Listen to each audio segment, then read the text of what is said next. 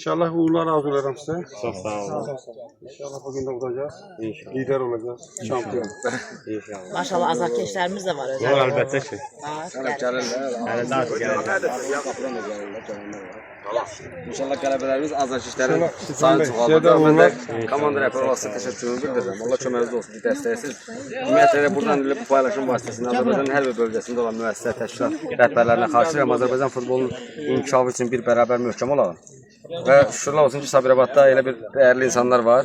Bugün də sevindirici aldı bizim üçün. Biz də komanda adından sizə təşəkkürümüzü bildiririk. Var olasınız. Uğurlar arzularım inşallah. Valla dünən mən sizə olan sevgini gördüm. Mənim səhifəm özü bilirsiniz ki, böyük bir səhifədir. Bilməm izləyən varsa. İnanın Allaha ki, yəni heç kəşfət Yazılar, vaxtı. kommentləri gördünüz mü? Hə, Nələr kəşfət yazırlar? vaxtı heç paylaşmamışdım. Rahat bir vaxtda paylaşdım. Sadə dedim qoy paylaşım olsun.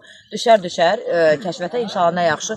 İnanın ki, Kürdəmirdən, Beyləqandan, Ağcabəlidən, Şamaxı, yəni o qədər bir Şəki, Astara hətta o ərazilərdə o qədər sizin dəstəkçiniz var, o qədər sizi çox istəyənlər var və sizə inanan insanlar var.